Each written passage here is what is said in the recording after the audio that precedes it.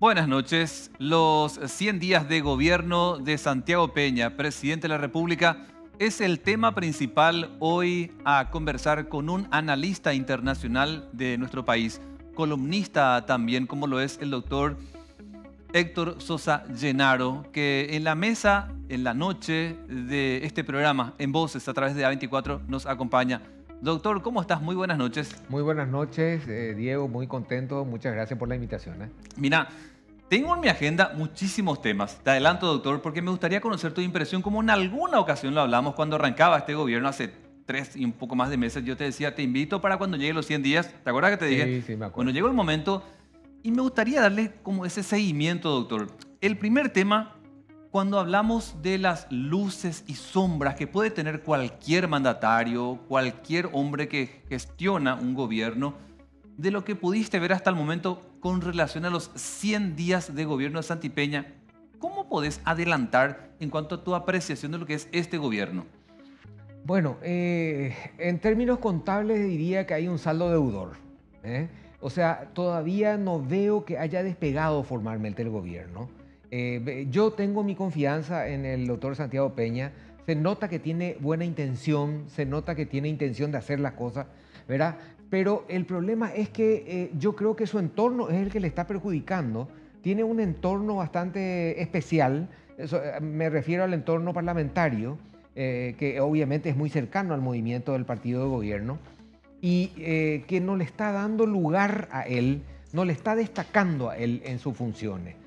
Cada uno está jugando, parece que cada uno está jugando su juego, están ahí en una puja, yo no sé si de poder o de qué, porque no veo que el poder está y la gente tiene poder y estos parlamentarios están con poder evidentemente. Lo que no veo es que se le dé destaque a la figura presidencial. Él está como solo en una isla y está tratando de hacer lo que puede. Doctor, cuando decís el entorno y principalmente en el Congreso, te tiro algunos nombres que por ahí le hacen más sombra a él. Yamil Esgay, Sí. qué sé yo, Hernán Rivas. Sí. Fíjate que el caso Hernán Rivas, por ejemplo, estamos desde que se constituyó el nuevo Congreso, estamos con el problema de Hernán Rivas de que el tema de su título. O sea, no podemos estar perdiendo tanto tiempo porque son horas parlamentarias. Sí. Son horas parlamentarias en las que el Parlamento tiene que dedicarse a cosas mucho más importantes y eso deriva otra vez en discusiones, en permanentes discusiones entre los parlamentarios y en serio es un escenario que están mostrando, que están planteando bastante deplorable, ¿verdad? Doctor, mira, yo sé que vos sos aparte docente en la carrera de Derecho, sos abogado. A propósito, casi de curiosidad, aunque no es el tema principal esta noche en esta conversación que tenemos, Sí. ¿cuánto realmente mínimamente en formación en años debe tener alguien para que se reciba de abogado? Bueno, para que se reciba de abogado puede recibirse a los 23, 24, 25, pero para que tenga experiencia en derecho, por lo menos 45 años, Sí. por lo menos. Y mira que él estuvo en el jurado de enjuiciamiento de magistrados. No, este señor, el caso de Hernán Rivas es una barbaridad. No se le puede poner a una persona recién recibida con el nivel cultural que tiene este señor, que se nota que no puede enlazar una palabra con otra, es imposible que esté siendo juez de jueces, ¿verdad? Eso realmente es un insulto. Es realmente, yo si fuera juez y estuviera enjuiciado por él, yo plantearía una acción por incompetencia absoluta de mis juzgadores, ¿verdad? O sea, es terrible. Y al final lo sacaron primero de la presidencia. Sí. Y después él sale incluso ya como miembro del GEM. No, él tendría que salir al Parlamento, porque fíjate que la gravedad del hecho de que si se confirma que hasta ahora él mismo no puede probar de ninguna forma que su título es válido, él tiene que salir del Parlamento porque hay una usurpación de título, ¿verdad? Hay una utilización de un título para un provecho propio. Y agregarle a eso el hecho de que es una función pública. Vos sabés que, doctor, estaba viendo, si bien como insisto, hoy, esta noche la intención es hablar de los 100 días de gobierno de Santi Peña, Katia González y otros parlamentarios hablan de un argumento que tiene que ver con el tráfico de influencia para que este señor pueda rápidamente acceder a su título de abogado e ir al GEM. y ya estaban de hecho encaminando esto para lograr la salida de él, como también de otros 5 parlamentarios que aparentemente tienen título universitario trucho. Sí, es evidente. Yo creo que ni vos ni yo vamos a poder llegar al jurado de enjuiciamiento de magistrados. Yo tengo 32 años de ejercicio de la profesión. He pasado ya por todos los estamentos realmente profesionales y no tengo la menor posibilidad de llegar a ese cargo, ¿verdad? O sea, y fíjense, una persona recién recibida, entre comillas, sin ninguna preparación, sin ningún conocimiento, está enjuiciando a jueces. Y ahora escuché del senador Bachi Núñez que está otra vez cuestionando el hecho de que, o sea, que todo está cuestionado. Sí. Es todo gris, ¿verdad? Acá no hay nada ni blanco ni negro, es gris. Y eso es lo que tenemos que acabar con ese color gris, porque las cosas son o blanco o negro. Tal cual. Doctor, yo quiero volver después al Congreso para analizar ese vínculo entre el presidente, cumpliendo 100 días de gobierno, entre diputados, senadores y otras figuras políticas. Porque quiero contigo analizar lo que fue todo este tiempo con relación a Argentina. Habrás visto que sin duda alguna ha sido la tendencia en materia internacional y redes sociales Javier Milei. Preguntarte primero, frente a Sergio Massa, ¿te sorprendió su victoria o para vos no fue ninguna sorpresa? Considerando que se vino al balotaje y ahí termina ganando por casi 12 puntos. Sí, reconozco que tuve una pequeña duda. Siempre hay una percepción especial que se tiene ya del candidato y esa percepción yo siempre tuve a favor de Milei. No sé si de repente por la aceptación, por la forma de expresión, etcétera, y por el carácter y por el otro lado Massa, que sinceramente le considero muy audaz a este señor, que teniendo 149% de inflación en un país en quiebra, Sí. siendo él el ministro de Economía, quiera dar una imagen diferente de su propio partido político, de su apoyo, que obviamente también tiene el apoyo del kirchnerismo, pueda querer pujar a un cargo tan importante con el estado en que se encuentra el país. A propósito, si bien ya se dio el contacto entre Santiago Peña, presidente de la República de nuestro país, con Milei, si bien es muy reciente lo que te voy a preguntar, doctor, y hay que, entiendo yo, esperar un poco en el tiempo para ver cómo se llevan y cómo se da esa sintonía diplomática y hasta presidencial entre ambos, ¿cómo lo sentís a los dos? Javier Milei, por un lado, que va a asumir el 10 de diciembre, y Santiago Peña, ¿lo sentís así como frío, netamente protocolar lo de ellos? ¿O hay casi esa afinidad que podría darse entre Santiago Peña y Lula? Yo creo que hay esa afinidad, hay posibilidades que se dé esa afinidad, porque más o menos comulgan los mismos pensamientos, ¿verdad? Yo no lo veo al doctor Santiago Peña muy diferente, claro. Cuidado, no, el carácter de Milei, obviamente el doctor Santiago Peña es una persona más tranquila, Sí. mucho más comedida, etcétera, ¿verdad? Milei es una persona verborrágica, una persona explosiva, etcétera. Pero en donde veo una especie de nexo es en cuanto a sus fines, a sus aliados políticos y estratégicos, por ejemplo. Entonces hay puntos comunes de conexión. Y lo que me llamó la atención, por ejemplo, fue lo que dijo el canciller ayer, que a partir de un saludo, porque fue un saludo meramente presidencial por la victoria, por supuesto, ya hablaron de la hidrovía y del tema Yacyretá, por ejemplo. Sí. O sea, me pareció bueno eso que en medio de una conversación de saludo se haya tratado ya temas de una trascendencia muy importante, ¿verdad? Claro, porque no es habitual eso. Por Claro. lo menos en un saludo de felicitaciones. Doctor, y con relación a esto, porque tocaba el tema de hidrovía, porque muchos, incluso incluyéndome, teníamos la duda de que en caso de que ganase Massa, se pudiera avanzar en dejar sin efecto este cobro del peaje que se está dando en la hidrovía que afecta a Paraguay y otros países. Sí. Por lo menos entre los que me incluyo, teníamos la duda de que si gana Massa iba a acceder a dejar sin efecto esa medida porque generaba un monto importante para Argentina. Sí. Pero en materia de negociación sobre ese punto, ¿cómo lo ves a Milei? ¿Duro en su postura de mantener ese cobro o de retroceder en ese lazo que muchas veces uno busca con los presidentes de la región? Viendo el carácter que está teniendo él con respecto a los impuestos y a las imposiciones arancelarias y etcétera, que de hecho él está queriendo disminuir drásticamente, es uno de sus objetivos. Yo creo que va a ser, va a ver la posibilidad de conversar sobre, sobre el tema del famoso peaje, Sí, ¿verdad? Y yo creo que hasta estaría abierto Milei a una conversación con respecto al peaje, porque de hecho es injusto, ¿verdad? es verdad. Y él no es muy partidario, viendo el perfil de Milei, que él quiere la justicia, o sea, que esto es así o así, ¿verdad? O sea, no podemos pretender cobrar un peaje por un servicio que no se prestó, ¿verdad? Entonces, yo creo que confío en que el presidente Milei va a querer conversar al respecto. Doctor, ¿cuánto puede favorecer a Paraguay que Milei haya ganado la presidencia teniendo de aliada a Patricia Bullrich, que de su paso es muy amiga, obviamente, del sector político de Mauricio Macri? Y hago Sí. esta larga introducción porque yo recuerdo que Horacio Cartes era muy amigo, si no hasta ahora, de Mauricio Macri. Y hago estos vínculos, une con flecha, para preguntarte si con Milei tenemos más posibilidades de que nos vaya mejor en lo económico, vínculo diplomático, etcétera, con Argentina, que si hubiese estado Sergio Massa. Ninguna duda que con Miguel Ley tenemos mayores vínculos, por eso estaba hablando hace rato.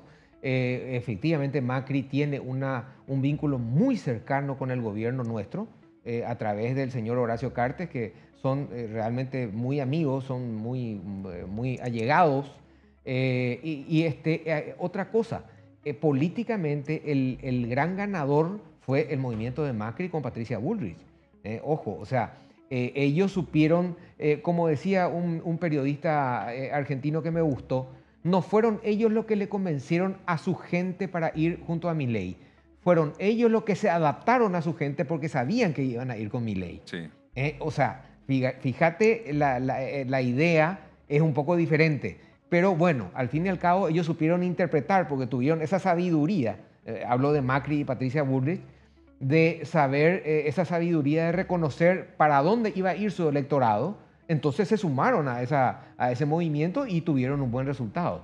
Entonces, definitivamente yo creo que, porque ellos van a estar presentes en el gobierno, hay una ayuda muy importante que se le brindó. Es más, Sí. yo creo que toda la estructura en lo que hace, porque fíjate que lo que define en las elecciones, en los países latinoamericanos sobre todo, es el control de las urnas y el control de las votaciones. Milei no tenía la estructura necesaria para eso. No tenía, es una persona que hace 2 años era opinólogo económico, Sí, en los ¿verdad? diferentes medios. En los diferentes medios, ¿verdad? Y Sí. en 2 años se convirtió en político. O sea, yo te diría que hasta en el último año prácticamente habrá realmente asumido una postura política a su estilo, porque él nunca se portó como un político normal, Sí. un político al que estamos acostumbrados, ¿verdad? Que es lo que le hizo ganar. ¿verdad? Ahora, doctor, convengamos en algo. Milei tiene legitimidad con 12 puntos por encima de Massa, una victoria contundente. Sí. Pero tengo una duda. ¿El Congreso argentino le permitirá dirigir y podrá cumplir sus promesas electorales considerando que tiene en diputados menos del 20%, en el Senado algo parecido? Entonces, la gobernabilidad, ¿cómo va a quedar? Pero en ese vínculo poder ejecutivo, poder legislativo. Esa es mi gran duda y mi gran temor, vamos a decir, porque yo tengo, como digo, una predilección por Milei. Me gusta porque tiene ese carácter un poco violento, pero un carácter violento un poco mesurado. ¿Te das cuenta, por ejemplo, su discurso?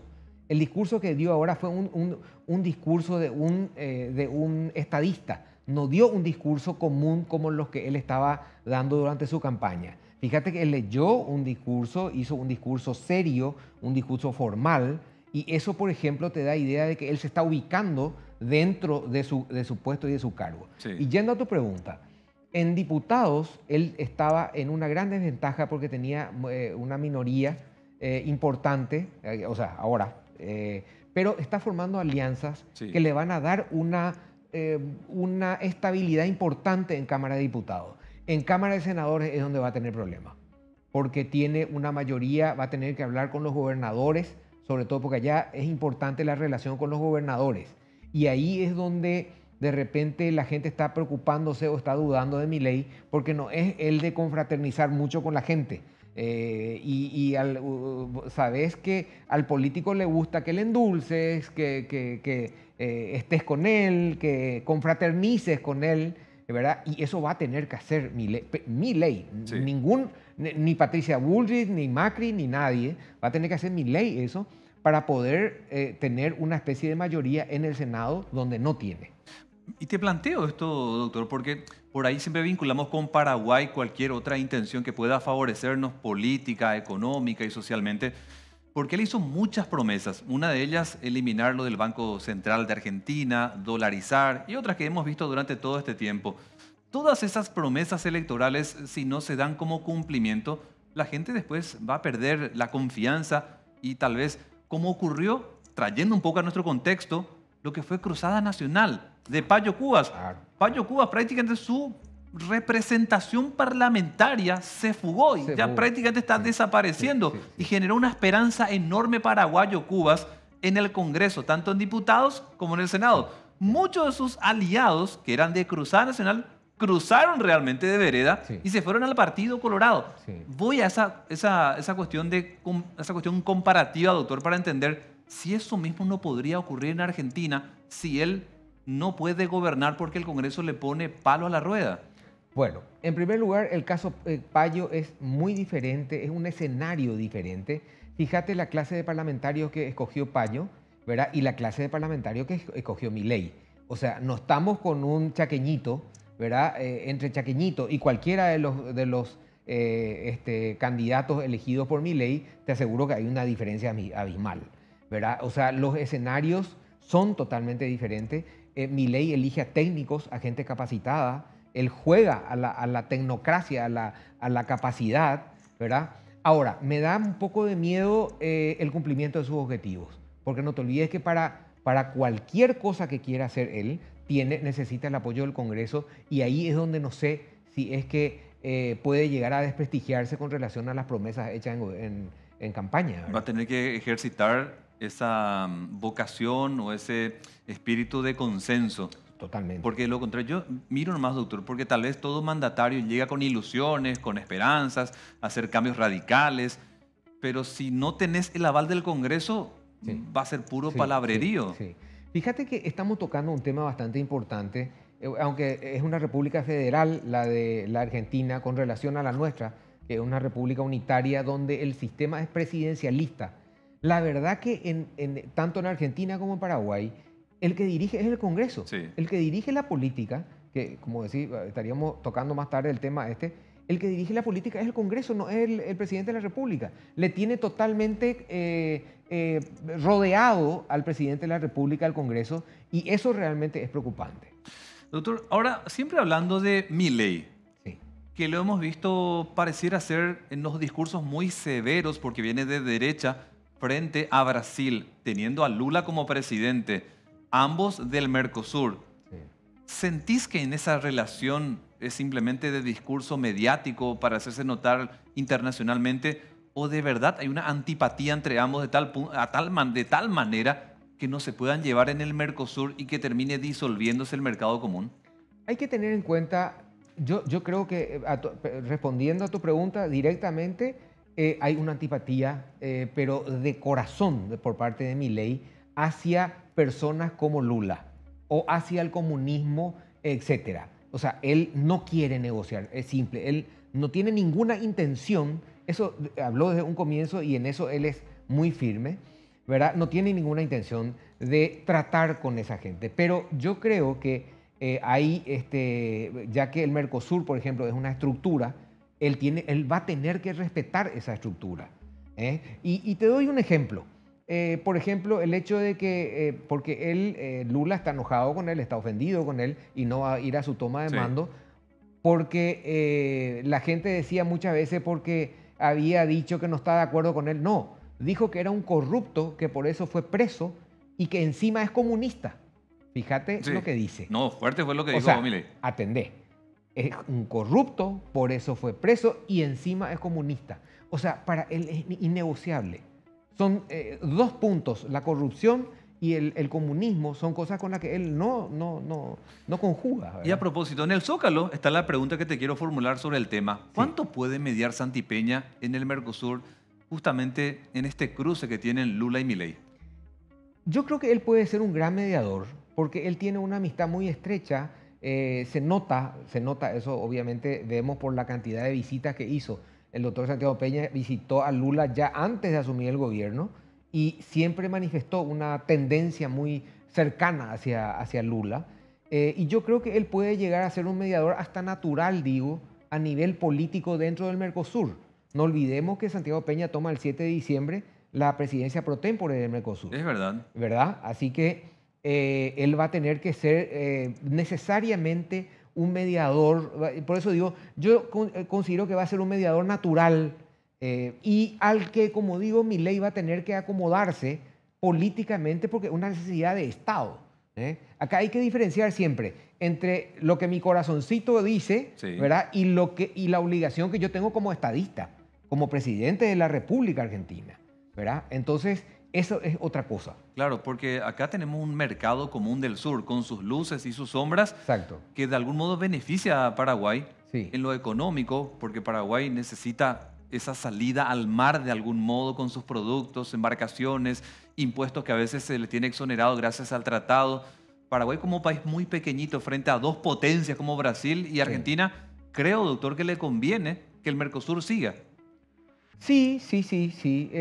Coste que hasta ahora no se cumplieron los principales ideales del Mercosur.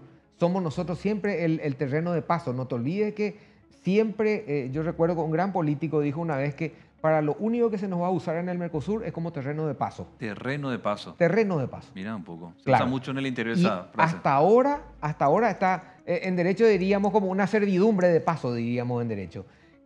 Yo considero que a nosotros nos están usando hasta ahora como un terreno de paso, porque somos un enlace muy importante ahora con el tema de la nueva, de Carmelo Peralta, con el tema de la vía oceánica que va a comunicarnos con Chile, por ejemplo, vamos a hacer formalmente un terreno de paso, por ejemplo, ¿verdad? Porque todo el mercado, toda la exportación de Brasil, por ejemplo, se va a dirigir a través de la vía oceánica hacia Puerto Murtiño. Realmente hasta ahora Paraguay fue eso. Y nos demuestra con el tema del peaje y con todas las cosas que siempre se nos está bloqueando en varios sentidos. Y tomando tu expresión, entonces, doctor, si Paraguay se convierte o sigue siendo terreno de paso de estos grandes países en el Mercosur, ¿vale la pena en consecuencia seguir en el Mercosur? Yo siempre consideré que no.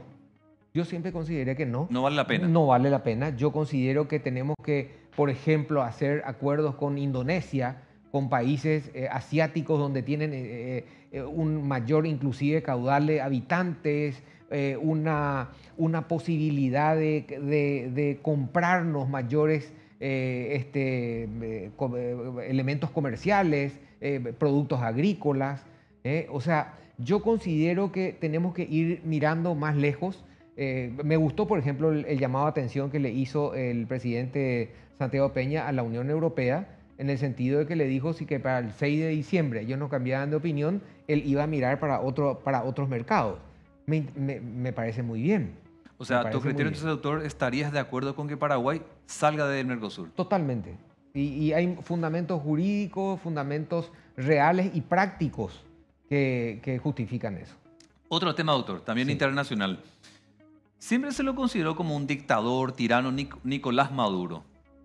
Y hemos visto en los últimos días que pareciera ser que estamos de romance nuevamente con Venezuela, con el presidente Nicolás Maduro. Pero en medio hay una deuda de 300 millones de dólares por combustible.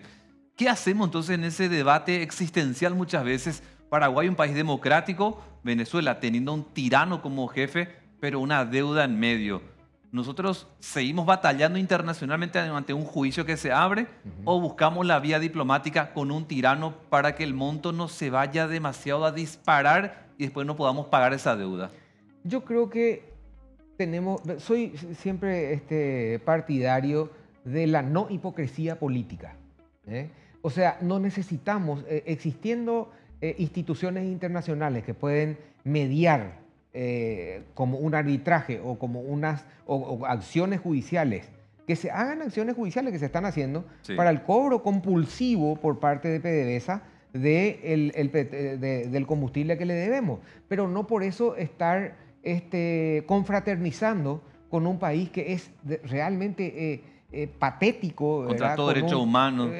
Fuera de derechos humanos, no existe una estructura democrática, está deteniendo hasta ahora a personas. La otra vez creo que a un grupo político, otra vez anuló un grupo político. O sea, hay grupos de paramilitares en los barrios, está dominado por estructuras paramilitares el gobierno. O sea, es lo mismo que tratar con Nicaragua, con Nicaragua, o sea, sí, con Ortega. Pero en consecuencia, doctor, ¿cuál es tu punto de vista sobre Venezuela? Porque se dio reapertura de las embajadas entre ambos países, relacionamiento diplomático. Yo ¿No creo era necesario, vos crees, doctor? ¿No era necesario?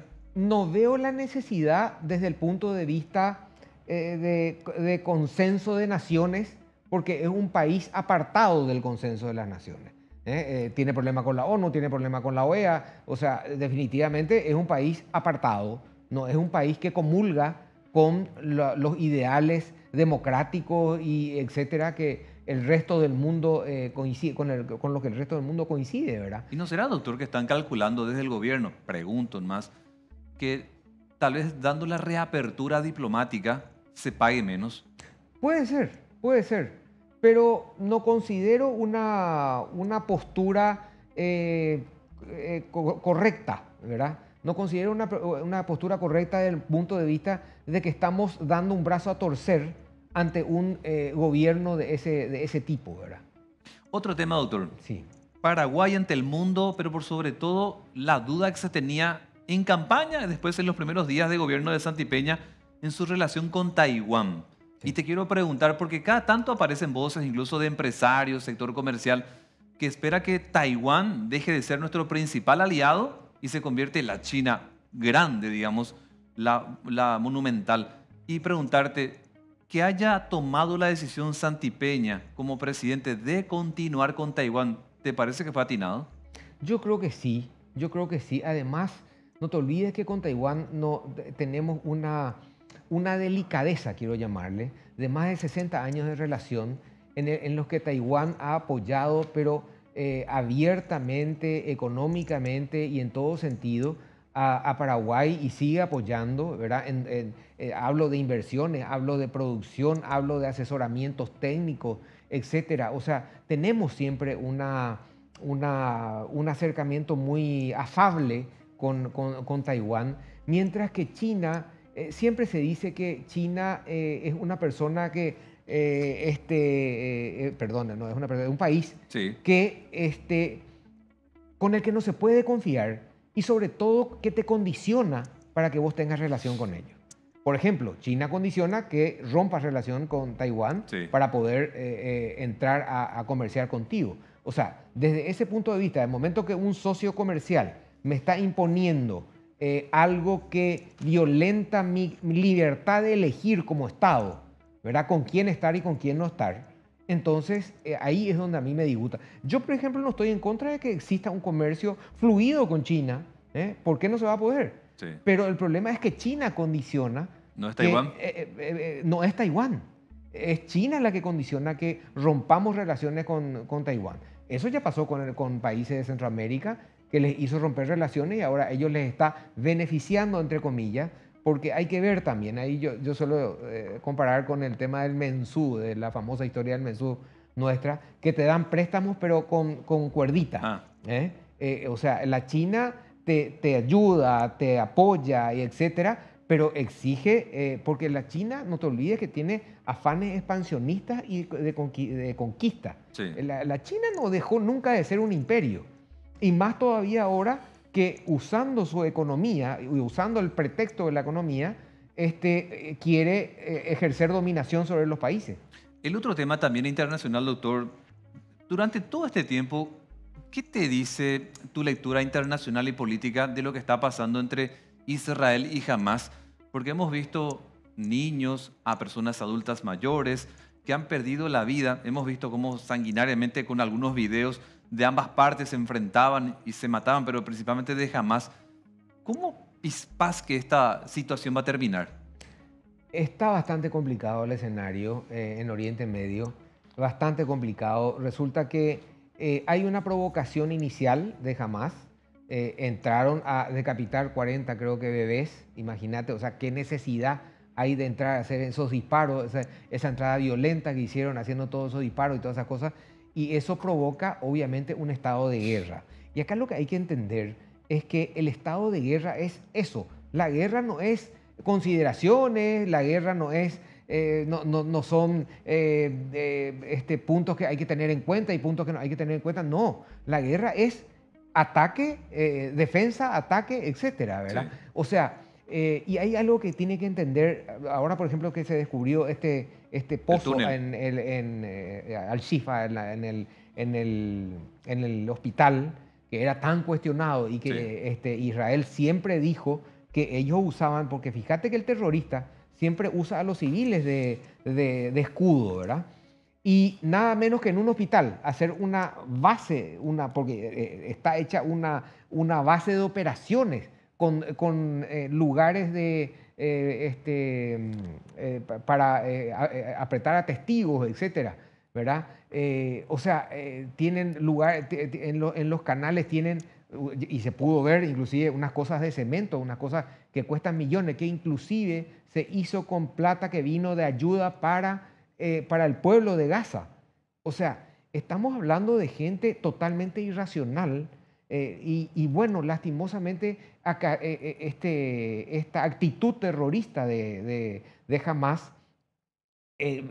afecta a la población civil. ¿Y qué vamos a hacer? Es que le usan a la población civil para esconderse entre ellos, ¿verdad? Y lastimosamente no hay nada que hacer. Hay que atacar, son objetivos militares que hay que atacar. En este caso también, doctor, recuerdo por las veces que lo he visto a Horacio Cartes, muy amigo de Netanyahu, en consecuencia de Israel.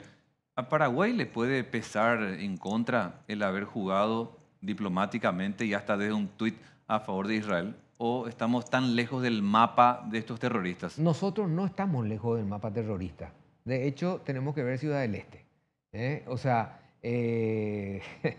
hay un tema en Ciudad del Este, inclusive están operando, eso siempre se está hablando de eso y hay investigaciones internacionales, hay hasta películas sobre eso, de que los terroristas están en muchos lugares importantes de nuestro país, están operando, está el narcotráfico que he usado como uno de los elementos de capitalización de dinero, que después es enviado como ayuda para los principales centros terroristas del mundo, ¿verdad? Y yo creo que tenemos que ser un poco más cautos al momento de, por ejemplo, el tema de mudar la embajada de Tel Aviv a Jerusalén, ¿verdad? Porque estamos desafiando a grandes problemas sin tener nosotros vela en el entierro, ¿verdad? O sea, no somos un país preponderante, no somos Francia, no somos Alemania, no somos Italia. Quiso Entonces, ser lo de Estados Unidos. claro, Estados Unidos, como para meternos en una problemática así tan importante. ¿A tu criterio no fue necesario hacer el cambio de embajada? No, ninguna, no hay ninguna necesidad. Por más que Todos lo los hizo, países tienen su embajada en Tel Aviv. por más de que lo hizo Estados Unidos también. Pero es que Estados Unidos hace por algo y tiene cómo defenderse. Pero nosotros no tenemos cómo defendernos.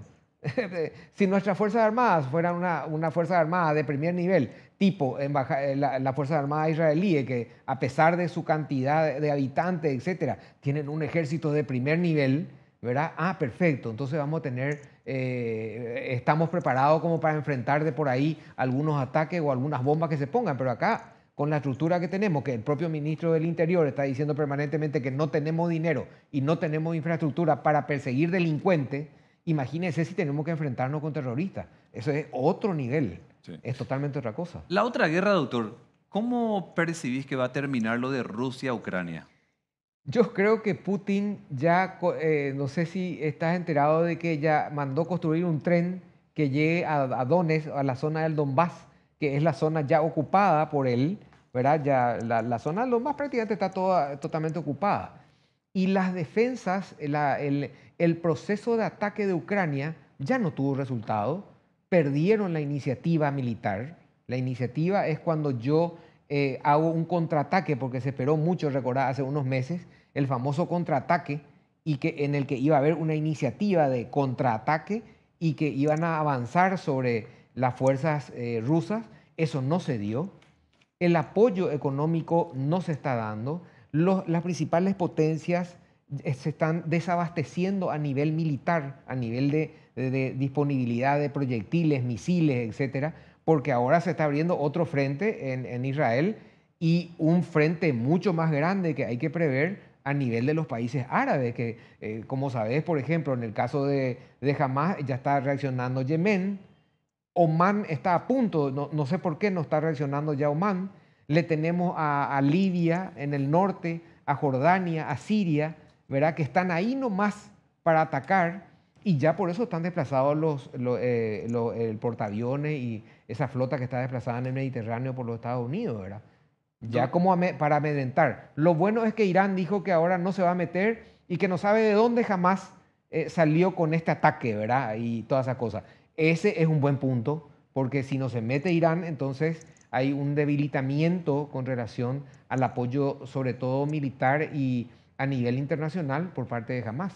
Doctor, cuando hablamos de cuestiones internacionales, tratados, etcétera, ¿cuánto puede afectar, por ejemplo, que Santiago Peña esté teniendo cada tanto vía Zoom o vía alguna plataforma un enlace con el presidente de Ucrania, como ocurrió hace poquito, donde hubo un contacto vía Zoom, que lo había puesto Ujú. en su agenda Santiago Peña? ¿A qué voy?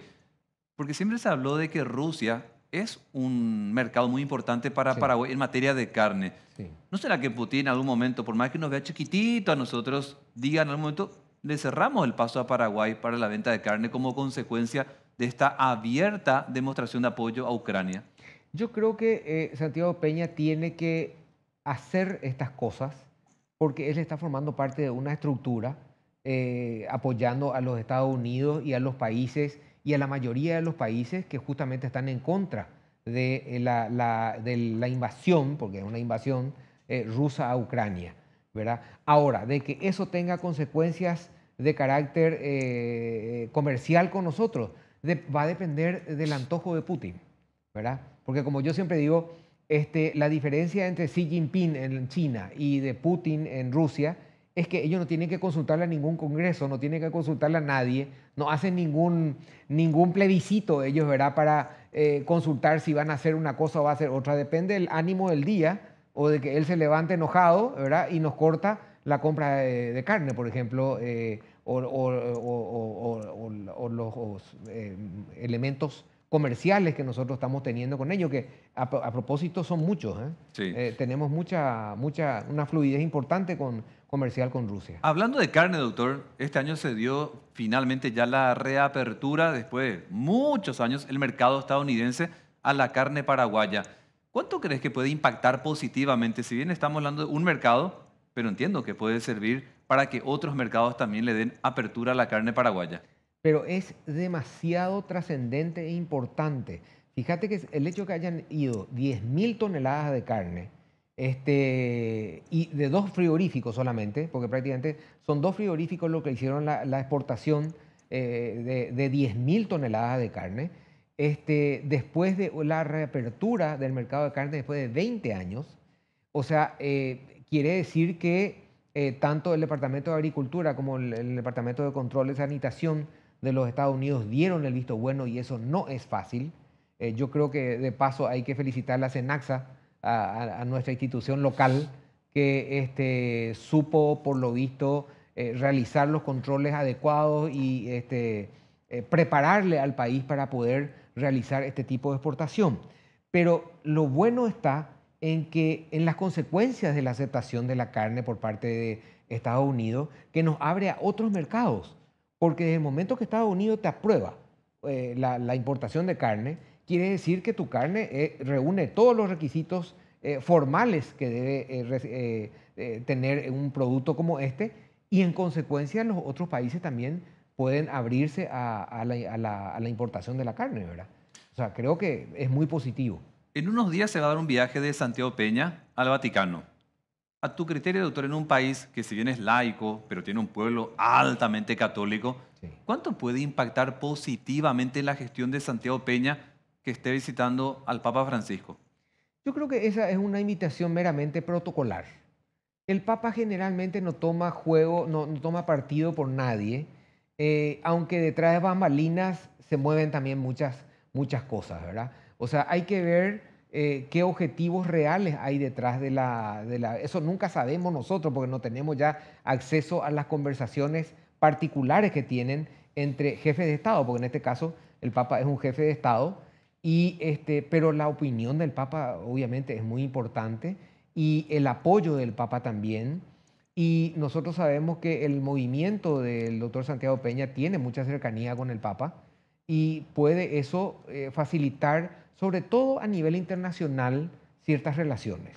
Horacio principalmente, veo que Sí, es muy amigo del Papa. es muy amigo del Papa, su familia le saluda, pero normalmente está inclusive con su familia visitando al Papa. Eso no es fácil, Sí. ¿verdad? Entonces podría tener consecuencias positivas más bien a nivel de relaciones internacionales. Pues yo recuerdo, doctor, que hasta incluso cuando Estados Unidos le había designado significativamente corrupto a Horacio Cartes, unos meses después el Papa le dedicó un tuit a Horacio Cartes. Es lo que estoy diciendo, es lo que estoy diciendo. El Papa es muy especial, el Papa es muy especial, inclusive se lo tilda como que es de izquierda y todas esas cosas, ¿verdad? Entonces, por eso digo, el Papa tiene un carácter demasiado especial, pero si se le sabe utilizar, si esta visita que va a hacer el presidente a el Vaticano tiene como fin usar para relacionamiento a nivel internacional, para que el Papa nos abra puertas, porque el Papa te puede abrir muchas puertas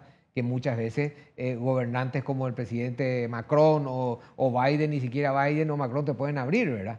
O sea, no es malo estar bien con el Papa. Y de hecho, como digo, el movimiento del doctor Peña está, creo que, en un contacto muy estrecho con el Papa. El otro tema, Unión Europea, se debatió mucho en el Congreso paraguayo, lo del convenio, la financiación, incluso se veía como una derrota política, una de ellas, de este gobierno, en el Congreso, cuando se encaraba esta bandera de dejar sin efecto el convenio, pero por el camino, pese a que lo aprobó diputado en el Senado, lo que hicieron fue simplemente cambiarle el título de transformación educativa a fortalecimiento. Sí. Preguntarte, ¿sigue beneficiando realmente este convenio de Paraguay con la Unión Europea? No podemos apartarnos de la Unión Europea porque tenemos demasiada dependencia y sobre todo, aquí quiero hacer una apreciación bastante particular. Nosotros tenemos con relación a las embajadas sobre todo, esa, ese espíritu un poco colaboracionista. Le pedimos nosotros a las principales embajadas ayuda, aporte, etcétera.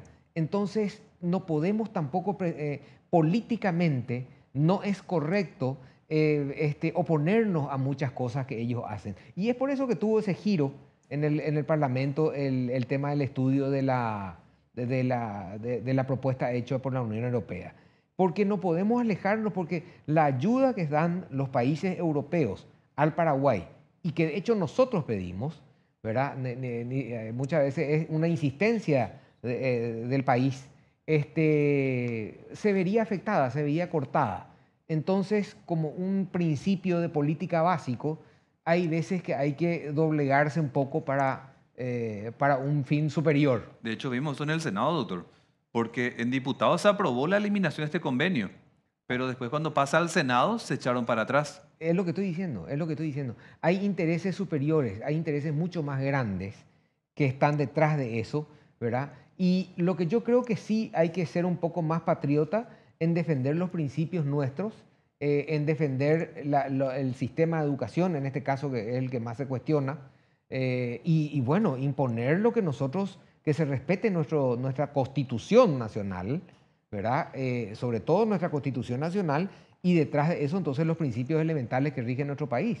Doctor, hacemos una breve pausa. ¿Estás pasando bien esta noche acá Sí, en A24? por favor. Estamos con el doctor Héctor Sosa Llenaro, analista internacional. Le quiero preguntar a la vuelta de la pausa, doctor, ¿Cómo estás viendo el vínculo, relacionamiento entre el presidente de la República y el Congreso Nacional? Que por ahí lo hace con Pedro Aliana, pero por sobre todo para saber cómo ves esa movida a 100 días del inicio de su gobierno. Esta respuesta a la vuelta de la pausa.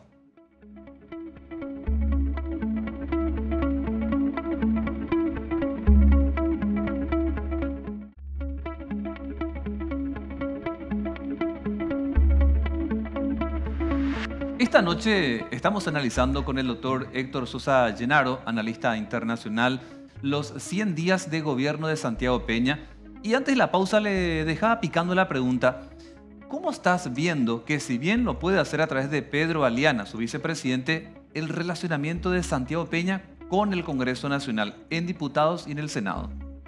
Y dicho por el propio presidente, sobre todo con el tema, yo creo que se generó un roce importante en el estudio del presupuesto general de gasto de la Nación, ¿verdad? En el que él sostenía una postura, ¿verdad? Y después eso fue cuestionado y viste que te habías enterado que parece que hubo una especie de postura del Congreso de que si no accedía a tales cosas, entonces no se iba a aprobar el presupuesto tal como él quería, ¿verdad? Yo creo que de repente esas son conversaciones o situaciones que hay que manejar muy a nivel reservado o a nivel particular. Se demuestra la influencia o el poder del presidente con la aprobación de las propuestas que él hace, en este caso con el presupuesto general de gasto de la Nación. Decía anteriormente también que veo mucho interés de figurar de muchos parlamentarios que son del movimiento del presidente de la República y que yo creo que le tienen que dar mayor preeminencia, enaltecer más la figura del presidente de la República. Veo mucho individualismo en las actuaciones y veo mucha falta de consideración con relación al gobierno que es del partido de gobierno. O sea, eso hay que tener en cuenta. O sea, las palabras o las expresiones o los actos que lleven a cabo los parlamentarios directamente impactan en la imagen del gobierno. Eso es algo que hay que tener en cuenta. Pero de algún modo tiene como un ambiente favorable Santi Peña por la cantidad de colorados en diputados y en el Senado. Totalmente. Al momento de la votación, yo creo que hay efectivamente un apoyo mayoritario, obviamente.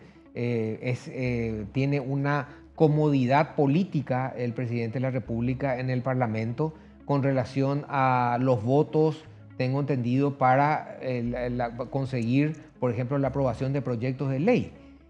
Muchas veces lo que veo es un poco de desgaste porque no lo veo muy activo a Aliana, al vicepresidente Aliana, no lo veo muy activo en su función de enlace con el Parlamento. Hay que tener en cuenta que constitucionalmente el que tiene que hacer el enlace con el Parlamento es el vicepresidente de la República.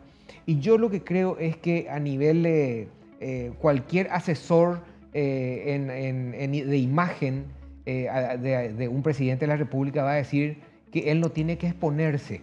Yo veo que el presidente de la República se expone mucho y habla mucho él, sí, ¿verdad? Inclusive defiende a ministros, está justificando actividades de ministros que son actividades que hay que dejarle al ministro que se defienda. Sí. Es un secretario del Poder Ejecutivo y de repente él está asumiendo responsabilidades de los ministros, que es muy importante que sea el ministro el que se desgaste y no que sea el presidente de la República. Es apresurado ya decir, doctor, que están fracasando algunos ministros. Te voy tirando algunos nombres. Por ejemplo, sí, Ángel Barcini al frente de las cárceles como ministro de Justicia. Se lo ve muy sobrepasado al doctor Barcini en su función. Yo creo que él es una persona que fue una persona que fue juez, que tuvo cargos importantes, estuvo en el Parlamento. A mí me sorprende un poco, pero hay veces que uno de repente puede ser muy bueno para una cosa y malo para otra, ¿verdad? Sí. Por ejemplo, me parece un poco chocante que venga de una embajada nada menos que de Qatar y venga a tomar un cargo como el control de la penitenciaría, ¿verdad? Sí. No es fácil manejar la penitenciaría. Hay que tener un conocimiento básico, un conocimiento inclusive del movimiento de penitenciario, de seguridad, ¿verdad? Etcétera, y él estaba un poco desconectado de eso, ¿eh? El ministro del Interior, Enrique Herrera. También lo veo un poco sobrepasado, le veo también sobrepasado. Resulta que hay que cuidarse mucho cuando uno promete algo en las campañas y después asumís el cargo y decís, bueno, había sido que no teníamos infraestructura, necesitamos más esto, necesitamos más aquello. O sea, hay una cosa que tenemos que aprender o que los políticos tienen que aprender, es que cuando ellos están del otro lado del mostrador, todo es fácil. No, vamos, que es lo que pasó hasta con el intendente que iba a faltar todas las calles de Asunción y resulta que se pone del otro lado y no hay rubro para faltar las calles, no hay rubro para esto. Es lo que está ahora, por ejemplo, ahora, creo que ayer fue que el ministro Riera reconoció deficiencias en el servicio, en la protección policial, pero por falta de infraestructura, de medios. El ministro de Economía, Valdovinos, Fernando Valdovinos, y más aún mirando lo que es el presupuesto general de gastos de la Nación en el Congreso.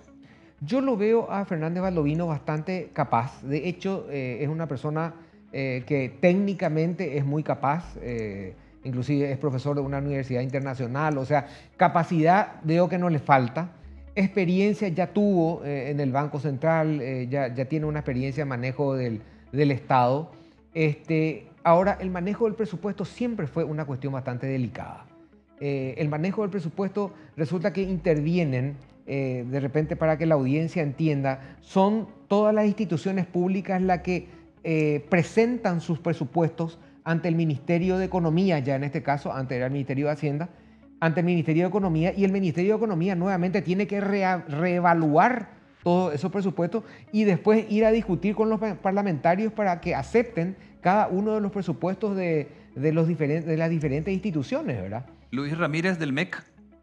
Luis Ramírez lo veo bastante mesurado Resulta que yo lo conozco a él de antes, lo conozco, tiene un carácter bastante tranquilo, él es muy de diálogo, ¿verdad? En ese sentido lo veo una persona tranquila, un buen profesional, sí, una persona bastante capaz y que todavía no creo que tenga tiempo. Yo creo que tenemos que darle un poco más de tiempo para ver sus resultados, para ver resultados en el Ministerio de Educación. Claudia Centurión del MOPC. Me parece una persona bastante activa, tiene un carácter bastante importante para ese cargo, la veo muy hiperactiva, muy proactiva e hiperactiva.